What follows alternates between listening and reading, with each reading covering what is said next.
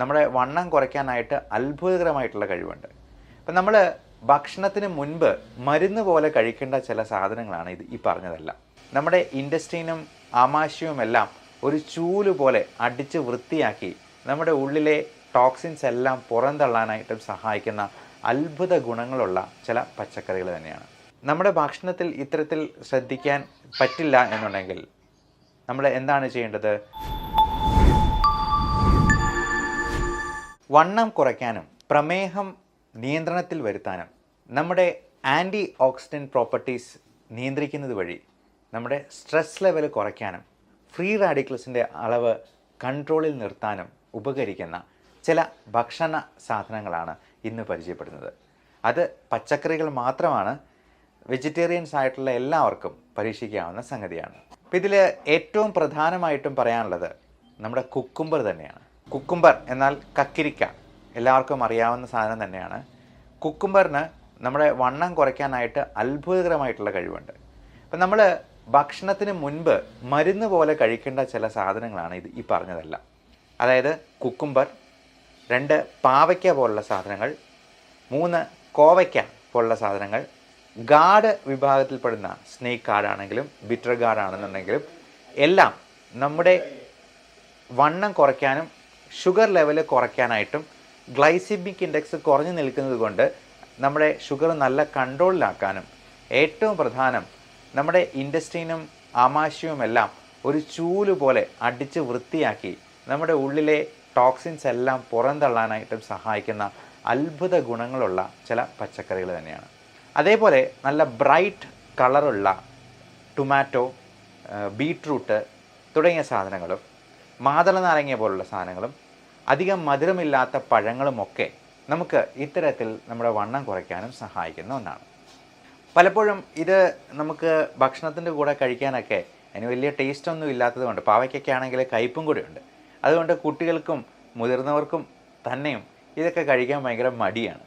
അപ്പോൾ ഇങ്ങനെയുള്ള ആളുകൾക്ക് എന്ത് ചെയ്യാൻ പറ്റും? നമ്മൾ ആദ്യം പറഞ്ഞ പോലെ മരുന്ന് പോലെ കഴിക്കേണ്ട സാധനമാണ്. ഈ മരുന്ന് നമുക്ക് ഇഷ്ടമുണ്ടായിട്ട് കഴിക്കുന്നതല്ല, ഗുളികയെല്ലാം നമ്മൾ വിഴുങ്ങിക്കളയുകയാണ് ചെയ്യുന്നത്. ഇതേപോലെ ഈ ഫൈബർ കണ്ടൻറ്റ് കൂട്ടുന്ന തരത്തിലുള്ള മരുന്നുകൾ പോലും ഇന്ന് മോഡേൺ മെഡിക്കൽ സയൻസിൽ തന്നെ അവൈലബിൾ ആണ്. ആൽഫ സൈക്ലോഡെക്സ്ട്രിൻ എന്ന് പറയുന്ന ഒരു മോളിക്യൂളുണ്ട്.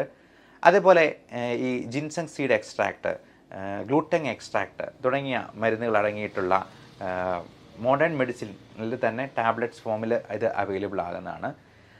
ഭക്ഷണത്തിന് മുമ്പ് നമുക്ക് വെള്ളത്തിൽ അലിയിച്ചു ചേർത്ത് കുടിക്കാവുന്ന രീതിയിലുള്ള പൗഡറായിട്ട് സാഷേ ഫോമിലുണ്ട്. അതേപോലെ നമുക്ക് എഫർവെസൻ ടാബ്ലറ്റ് ആയിട്ടുള്ളതുണ്ട്, ഇട്ട് കഴിഞ്ഞാൽ അലിഞ്ഞു ചേർന്നിട്ട് അത് കുടിക്കാവുന്നത്. അപ്പോൾ ഇതിനോടൊപ്പം നമ്മളൊരു 3 ഗ്ലാസ് വെള്ളം കൂടെ കുടിക്കുക. ഒരു ഗുളികയും ഇതുപോലെ തന്നെ ഈ ഫൈബർ കണ്ടൻറ്റ് കൂട്ടുന്ന നമ്മുടെ ഈ ഇൻറ്റസ്റ്റിനെ എല്ലാം ഒരു ചൂല് പോലെ അടിച്ച് വൃത്തിയാക്കുന്ന തരത്തിലുള്ള ഫൈബർ കണ്ടൻറ്റ് കൂട്ടുന്ന രീതിയിൽ ടാബ്ലറ്റ് ഫോമിലുണ്ട്. നമുക്ക് പലപ്പോഴും ഈ പച്ചക്കറികളൊക്കെ വാങ്ങിച്ച് ഉണ്ടാക്കി അതെല്ലാം ക്ലീൻ ചെയ്ത് കറി വെച്ച് ഉപയോഗിക്കുക എന്ന് പറയുന്നത് പലർക്കും പ്രാക്ടിക്കലാകാതെ പോകും. നമ്മുടെ ബിസി ഷെഡ്യൂളിൽ അത് പലപ്പോഴും നടക്കാതെ വരും. ഫലം എന്താണ്? നമ്മൾ ഈ ചോറ് തന്നെ കഴിച്ച് വിശപ്പെടുക്കാൻ ശ്രമിക്കും. അത് നമ്മുടെ വണ്ണം വീണ്ടും വീണ്ടും കൂട്ടാനായിട്ടും ഇടയാക്കും. ഇനി നമ്മുടെ ഭക്ഷണത്തിൽ ഇത്തരത്തിൽ ശ്രദ്ധിക്കാൻ പറ്റില്ല എന്നുണ്ടെങ്കിൽ നമ്മൾ എന്താണ് ചെയ്യേണ്ടത്? നമുക്ക് ഇതിന് പ്രത്യേകമായിട്ട് ഒരു ശ്രദ്ധ കൊടുക്കാൻ നമുക്കൊരു പേഴ്സണൽ ഡയറ്റീഷ്യൻ്റെ ഹെൽപ്പ് സ്വീകരിക്കാം. അതേപോലെ നിങ്ങളുടെ ഡോക്ടറോട് ചോദിച്ച് അതിന് ആവശ്യമായിട്ടുള്ള നിങ്ങളുടെ ഈ ഡയബറ്റീസ്, കൊളസ്ട്രോൾ, അതുപോലെ ഹൈപ്പർ ടെൻഷൻ തുടങ്ങിയ പാരാമീറ്റേഴ്സ് എല്ലാം റൊട്ടീനായിട്ട് ഒരു 3 മാസം കൂടുമ്പോഴെങ്കിലും ഒന്ന് ചെക്ക് ചെയ്ത് അത്യാവശ്യം വേണ്ട ഇൻവെസ്റ്റിഗേഷൻസ് ചെയ്ത് അതിന് വേണ്ട മരുന്നുകളിൽ അത്യാവശ്യം അഡ്ജസ്റ്റ്മെൻറ്റ് നടത്തേണ്ട ആവശ്യകത ഉണ്ട്. അത് നമ്മുടെ ബിസി ഷെഡ്യൂളിൽ നമ്മൾ ജോലിയേക്കാൾ കൂടുതൽ ഇമ്പോർട്ടൻസ് കൊടുക്കേണ്ടത്. ഇപ്പോൾ പലപ്പോഴും മധ്യവയസ്സ് പിന്നിടുന്നതോടുകൂടി നമുക്കെല്ലാം ഈ പറഞ്ഞ മെറ്റബോളിക് സിൻഡ്രോമിൽ ഏതെങ്കിലുമൊക്കെ ഒന്ന് പിടികൂടാനായിട്ടുള്ള സാധ്യതയുണ്ട്. അപ്പം ഇത്തരത്തിലുള്ള കാര്യങ്ങൾക്ക് വേണ്ടി നമ്മുടെ ഒരു പേഴ്സണൽ ഡയറ്റീഷ്യനെ നമുക്ക് സ്വീകരിക്കാനായിട്ട് ഞങ്ങൾ ഇവിടെ ഒരു സൗകര്യം ഒരുക്കി തരുന്നുണ്ട്. താഴെ കാണുന്ന വാട്സപ്പ് നമ്പറിൽ നിങ്ങൾക്ക് കോൺടാക്റ്റ് ചെയ്യാവുന്നതാണ്. വണ്ണം കുറയ്ക്കാൻ ആഗ്രഹിക്കുന്നവർക്ക് അപ്പം അത് നമ്മൾ രജിസ്ട്രേഷൻ ഫീസ് 1000 രൂപയാണ്. ഒരു മാസത്തേക്ക് കൃത്യമായിട്ടുള്ള ട്രെയിനിങ് പ്രോഗ്രാം ഉണ്ടാവും, ഡയറ്റ് ഉണ്ടാവും. അത് കൃത്യമായിട്ട് പാലിച്ചെന്നാൽ 100% വണ്ണം കുറയും. ഇനി കുറഞ്ഞില്ല എന്നുണ്ടെങ്കിൽ ആ പൈസ റീഫണ്ട് ചെയ്ത് നിങ്ങൾക്ക് തിരിച്ചു തരുന്നതാണ്. ഇത്തരത്തിലുള്ള കാര്യങ്ങളെക്കുറിച്ച് ഡോക്ടറോട് നേരിട്ട് കൺസൾട്ടേഷൻ വേണമെങ്കിലും ഓൺലൈൻ കൺസൾട്ടേഷൻ നമ്പർ 9567710073 എന്ന നമ്പറിൽ വാട്സപ്പ് ചെയ്യുക. അതിന് വേണ്ട ഡയറ്റും കാര്യങ്ങളും നമ്മൾ അവിടുന്ന് അയച്ചു തരുന്നതാണ്. എല്ലാവരും അവരുടെ ആരോഗ്യം സംരക്ഷിച്ച് മുൻപോട്ട് പോവുക.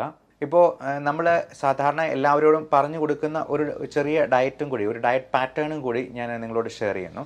നമ്മൾ രാവിലെ തന്നെ എണീക്കുമ്പോഴത്തേക്കും ചായ കാപ്പി അത് മധുരമില്ലാതെ പാലൊഴിക്കാതെ കുടിക്കുക എന്നുള്ളതാണ്. ഇപ്പം മധുരം ഉപയോഗിക്കാനായിട്ട് ഭയങ്കരമായിട്ടുള്ള താല്പര്യമുള്ളവർക്ക്, അതായത് അത് ഒഴിവാക്കാൻ ഭയങ്കര വിമുഖതയുള്ളവർക്ക് നമ്മൾ യാതൊരു സൈഡ് ഇഫക്റ്റും ഇല്ലാത്ത ഈ സസ്യജന്യമായിട്ടുള്ള ഒരു ഷുഗർ ഫ്രീ സ്വീറ്റ്നർ കൊടുക്കാറുണ്ട്. സ്റ്റീവിയ എന്നാണ് അതിനെ പറയുക. അത് ഒരു സസ്യത്തിൻ്റെ ഒരു ഇലയാണ്. അത് ഇലയായിട്ട് വേണമെങ്കിൽ നമുക്ക് കൊടുക്കാം. ഇനി ഇലയിൽ നിന്നുണ്ടാകുന്ന പഞ്ചസാര പോലെ തന്നെ ഇരിക്കുന്ന വൈറ്റ് പൗഡറായിട്ട് വേണമെങ്കിലും കൊടുക്കാം. ഇതിന് യാതൊരു സൈഡ് ഇഫക്റ്റും ഇല്ല. 100% വെജിറ്റേറിയൻ സോഴ്സ് ആണെന്ന്. നിങ്ങൾക്ക് വേണമെങ്കിൽ സ്റ്റീവിയ എന്ന് പറഞ്ഞൊന്ന് ഗൂഗിൾ ചെയ്ത് നോക്കുക. അതിൻ്റെ ഇമേജസ്, ആ സസ്യത്തിൻ്റെ ഇലയുടെ ഇമേജസ് പോലും നിങ്ങൾക്ക് കിട്ടുന്നതാണ്. അപ്പം ഇത് മധുരത്തെ നല്ല മധുരം കൊടുക്കും, പഞ്ചസാരയേക്കാൾ നല്ല മധുരം കൊടുക്കുന്ന ഒരു സംഗതി ആയതുകൊണ്ട് ഇതിന് യാതൊരു സൈഡ് ഇഫക്റ്റും ഇല്ല എന്നുള്ളതാണ് ഇതിൻ്റെ പ്രത്യേകത. നമ്മൾ ഈ പഞ്ചസാര ഒരു മാസം ഒഴിവാക്കിയെന്നാൽ തന്നെ നമുക്ക് എത്ര കാലറി ലാഭിക്കുക. ഒരു ദിവസം തന്നെ പഞ്ചസാരയിലൂടെ നമ്മുടെ ഉള്ളിൽ ചെല്ലുന്ന കാലറി ഒരു 300-400 വരെ ആയിരിക്കാൻ സാധ്യതയുണ്ട്. അപ്പോൾ ഈ ഓണം കഴിഞ്ഞതോടുകൂടി പായസമൊക്കെ കുടിച്ച് തന്നെ നമ്മുടെ 4-5 കിലോ കൂടിയിരിക്കാൻ സാധ്യതയുണ്ട്. അപ്പോൾ മധുരമില്ലാത്ത ഒരു ചായ അല്ലെങ്കിൽ കാപ്പി അത് ഒരു ഗ്ലാസ് നമുക്ക് കുടിക്കാവുന്നതാണ്. പാല് ഉപയോഗിക്കരുത് എന്ന് പ്രത്യേകം ഓർമ്മിപ്പിക്കുന്നു. ഇനി അഥവാ പാല് ഒരു തവണ ഉപയോഗിക്കുകയാണെങ്കിൽ പോലും അത് ഫാറ്റ് ഫ്രീ അല്ലെങ്കിൽ ടോൺഡ് മിൽക്ക് ഉപയോഗിക്കാനായിട്ട് ശ്രദ്ധിക്കുക. ഇനി 8 to 9 സമയത്ത് നമുക്ക് ബ്രേക്ക്ഫാസ്റ്റ് കഴിക്കാം. ഇപ്പോൾ ഇൻ്റർമീഡിയൻറ്റ് ഫാസ്റ്റിംഗ് ചെയ്യുന്നവരാണെങ്കിൽ വൈകുന്നേരം നേരത്തെ തന്നെ ഫാസ്റ്റ് സ്റ്റാർട്ട് ചെയ്യുക. ഒരു 5 മണി 6 മണിക്കെങ്കിലും അത്താഴം കഴിച്ച് അവസാനിപ്പിക്കുക. അതിനുശേഷം 0 കാലറി ഡയറ്റിലേക്ക് പോവുക. ഇപ്പം നമ്മൾ രാത്രി എത്രയും നേരത്തെ കിടന്നുറങ്ങുന്നതാണ് നല്ലത്. കാര്യം എത്ര ലേറ്റ് ആവുന്നോ അത്രയും കണ്ട് നമ്മൾ അടുക്കളയിൽ കയറി എന്തെങ്കിലും മധുരപലഹാരങ്ങളോ കാലറി കൂടിയ ഭക്ഷണ സാധനങ്ങളോ കഴിക്കാം. അപ്പോൾ രാവിലെ 8 മുതൽ 9 വരെയുള്ള സമയത്ത് ബ്രേക്ക്ഫാസ്റ്റ് കഴിക്കുക. അത് കൂടുതൽ പ്രോട്ടീൻ റിച്ച് ആയിട്ടുള്ള ഫുഡ് കഴിക്കുക. അപ്പോൾ പയർ മുളപ്പിച്ചത്, ബീൻസിൻ്റെ എന്തെങ്കിലും വർഗ്ഗങ്ങൾ, എഗ് വൈറ്റ് ആയിട്ടുള്ളത് കഴിക്കാം. പയർ മുളപ്പിച്ചത് ഹാഫ് കുക്ക്ഡ് ആയിട്ട് കഴിച്ചെന്നാൽ അതിലെ ന്യൂട്രിയൻസ് ഒട്ടും തനിമ ചോരാതെ നമുക്ക് കിട്ടും എന്നുള്ളതാണ്. എഗ് വൈറ്റ് 3 എണ്ണം കഴിക്കാം. കാർബോഹൈഡ്രേറ്റ്സ് പരമാവധി കുറയ്ക്കുക എന്നുള്ളതാണ് നമ്മൾ ഏറ്റവും പ്രധാനമായിട്ട് ശ്രദ്ധിക്കേണ്ടത്. നമ്മളെപ്പോഴും കാലറി ഡെഫിസിറ്റ് ഡയറ്റിലേക്ക് പോവാം. അപ്പോൾ കാർബോഹൈഡ്രേറ്റ് ഉപയോഗിക്കുന്നുണ്ടെങ്കിൽ തന്നെ അത് ഒരു പ്ലേറ്റിൻ്റെ 4/1 മാത്രമായിട്ട് ചുരുക്കാനായിട്ട് ശ്രദ്ധിക്കുക. അത് ഇപ്പോൾ അരിയുടെ ആണെങ്കിലും ഒരു ദോശയോ ഒരു ഇഡലിയോ മാത്രമായിട്ട്. ഇനി നല്ലപോലെ വണ്ണം കുറയ്ക്കണമെന്ന് ആഗ്രഹമുള്ളവർക്ക് ഈ കാർബോഹൈഡ്രേറ്റ്സ് പരമാവധി ഒരു 0 കാർബ്സ് എന്ന് പറയുന്നില്ലെങ്കിൽ പോലും 0യോട് അടുത്ത് നിൽക്കുന്ന നെഗ്ലിജിബിൾ ക്വാണ്ടിറ്റിയിലോട്ട് മാറുക എന്നുള്ളതാണ് ചെയ്യേണ്ടത്. ഒരു 11 മണി സമയത്ത് നമുക്ക് ഒരു ജ്യൂസ് കുടിക്കാം. അത് മധുരമില്ലാത്ത പഴത്തിൻ്റെ, അത് വാട്ടർമെലൺ ജ്യൂസ്, തണ്ണിമത്തൻ്റെ ആയിരിക്കാം, അല്ലെങ്കിൽ ഒരു പേരയ്ക്ക കഴിക്കാം. അധികം മധുരമില്ലാത്ത ഒരു ആപ്പിൾ അതിൻ്റെ ഒരു മുറിയായിട്ട് കഴിക്കാം. അധികം മധുരമില്ലാത്ത ഒരു പഴം പുഴുങ്ങിയത് കഴിക്കാം. അപ്പോൾ ഇത് നമ്മുടെ വിശപ്പിനെ ഒന്ന് അമർത്താനായിട്ട് നമ്മൾ ആ സമയത്തൊരു വടയോ അല്ലെങ്കിൽ ഒരു പഴംപൊരിയൊക്കെ കഴിച്ചെന്നാൽ അതൊരു ഊണിനേക്കാൾ കൂടുതൽ കാലറി ഉള്ളിലോട്ട് പോക്കും എന്നുള്ളത് പ്രത്യേകം ഓർക്കുക. അതുപോലെ റോബസ്റ്റ പഴമാണെങ്കിൽ നമുക്ക് അധികം പഴുത്ത് പോകാത്ത, അധികം മധുരമില്ലാത്ത രീതിയിലുള്ള പഴം ഉപയോഗിക്കാനായിട്ട് ശ്രദ്ധിക്കാം.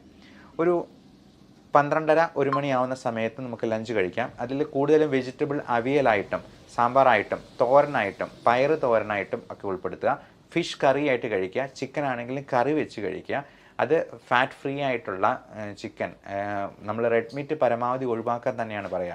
ബീഫ്, മട്ടൺ, പോർക്ക് തുടങ്ങിയ സാധനങ്ങളും സീ ഫുഡ് ഐറ്റംസും പരമാവധി കുറയ്ക്കുക. ഫിഷ് എന്ന് പറയുമ്പോൾ തുണ്ടമീനല്ല ഉദ്ദേശിക്കുന്നത്. അയല, മത്തി, കൊഴുവ പോലുള്ള ചെറുമീനുകളാണ് ഏറ്റവും നല്ലത്. അത് കഴിവതും ഫ്രൈഡ് ഐറ്റംസ് കുറച്ച് കറി വെച്ച് തന്നെ കഴിക്കാൻ ശ്രദ്ധിക്കുക. 4-4:30 ആവുന്ന സമയത്ത് ബ്ലാക്ക് ടീ അല്ലെങ്കിൽ ബ്ലാക്ക് കോഫി കഴിക്കാവുന്നതാണ്. കൂടെ ഈ പറഞ്ഞ പോലെ എന്തെങ്കിലും ഫ്രൂട്ട് ഐറ്റംസോ അല്ലെങ്കിൽ അധികം കാലറി ഇല്ലാത്തതോ ആയിട്ടുള്ളൊരു സ്നാക്ക് കൂടെ കഴിക്കാനായിട്ട് ശ്രദ്ധിക്കുക. നമുക്ക് ഹോൾ ഗ്രെയിൻ ബ്രെഡായിട്ട് കിട്ടും. നല്ല തവിടോട് കൂടിയ, ഇപ്പം മില്ലറ്റ്സ് പോലുള്ള ധാന്യങ്ങൾ കൊണ്ടുള്ള, ചോളം പോലുള്ള അതുകൊണ്ടുള്ള പുട്ടോ ദോശയൊക്കെ ഉണ്ടാക്കി അതിൽ നല്ല തവിടുണ്ട് എന്നുള്ളത് കൊണ്ട് തന്നെ അതിലെ കാലറി കണ്ടന്റ് വളരെ കുറവായിരിക്കും. പണ്ടൊക്കെ ഈ മൂത്ത കുട്ടികൾ ഇളയ കുട്ടികളോട് പറയായിരുന്നു, നിന്നെ തവിട് കൊടുത്ത് വാങ്ങിച്ചാണെന്ന്. പക്ഷേ ഇപ്പോൾ അവരോട് തിരിച്ചു പറഞ്ഞുള്ള തവിടിന് കൂടുതൽ പോഷകമൂല്യമുണ്ട്, തവിടിന് ഒരുപാട് ആൻറ്റി ഓക്സിഡൻറ്റ് പ്രോപ്പർട്ടീസ് ഉണ്ട്, അതുകൊണ്ട് തവിടാടാ അരിയേക്കാൾ കൂടുതൽ നല്ലത് എന്ന് വേണമെങ്കിൽ തിരിച്ച് വീമ്പ് പറയാം. 7 മണി മുതൽ 8 മണി വരെയുള്ള സമയത്തെങ്കിലും നമ്മൾ അതിനോടാകുമെങ്കിലും ഡിന്നർ കഴിച്ച് തീർക്കാനായിട്ട് നോക്കുക. ഇപ്പം ജോലിയൊക്കെ കഴിഞ്ഞ് പോയിട്ടുള്ളവർക്ക് 7 മണിയോടുകൂടി ഡിന്നർ കഴിക്കാൻ പറ്റുള്ളൂ എന്നുള്ളതുകൊണ്ടാണ് ഇൻ്റർമീഡിയൻറ്റ് ഫാസ്റ്റിംഗ് ചെയ്യാൻ പറ്റുവാണെങ്കിൽ ഒരു 5 മണി 6 മണി മാക്സിമം അതിനോടകം ഭക്ഷണം കഴിച്ച് അവസാനിപ്പിക്കാനായിട്ട് ശ്രദ്ധിക്കുക. അതിനുശേഷം ഇപ്പം വെള്ളമായിട്ടോ അല്ലെങ്കിൽ ഗ്രീൻ ടീ ആയിട്ടോ നമുക്ക് കുടിക്കാവുന്നതാണ്. ബ്ലാക്ക് ടീയോ ബ്ലാക്ക് കോഫിയോ രാത്രിയിലത്തേക്ക് കഴിച്ചാൽ നമുക്ക് ഉറക്കം കുറഞ്ഞു പോകാനുള്ള സാധ്യതയുണ്ട്. ഇനി വേറൊരു ചെറിയ ഒരു ടിപ്പ് കൂടി പറയാം. നമുക്ക് ഉറക്കം ഉണ്ടാകാനായിട്ടുള്ള പല മരുന്നുകളുണ്ട്. ഈ അലർജിയുടെ ലിവോസിട്രസിൻ മുതൽ പല പെയിൻ കില്ലേഴ്സിനും മറ്റ് പല മരുന്നുകൾക്കും ഉറക്കം വരുന്ന ഒരു സൈഡ് ഇഫക്റ്റ് ആയിട്ടുണ്ടാകും. നമുക്കതിനെ പോസിറ്റീവായിട്ട് ഒന്ന് മോഡിഫൈ ചെയ്ത് ഉപയോഗിക്കാം. കാരണം നമുക്ക് ഈ മരുന്നുകളെ ഒരു 5 മണി 6 മണി സമയത്ത് കഴിച്ച് കഴിഞ്ഞാൽ ഒരു 8 മണി 9 മണി ആകുമ്പോഴത്തേക്കും നമുക്ക് നല്ല ഉറക്കം വരും. അപ്പോൾ നേരത്തെ കിടന്നുറങ്ങിയെന്നാൽ നല്ല ഉറക്കം കിട്ടിയെന്നാൽ നമ്മുടെ വണ്ണം കുറയ്ക്കാനായിട്ടും സ്ട്രെസ് ലെവൽ കുറയ്ക്കാനായിട്ടും സഹായിക്കും എന്നും കൂടി ഒരു ടിപ്പായിട്ട് പറഞ്ഞുകൊള്ളുന്നു. Everyone take care of your health. Love and regards, Dr. Bibin Jose, Palma Medical Center, Pala, Kanjirappalli and Sultanbel.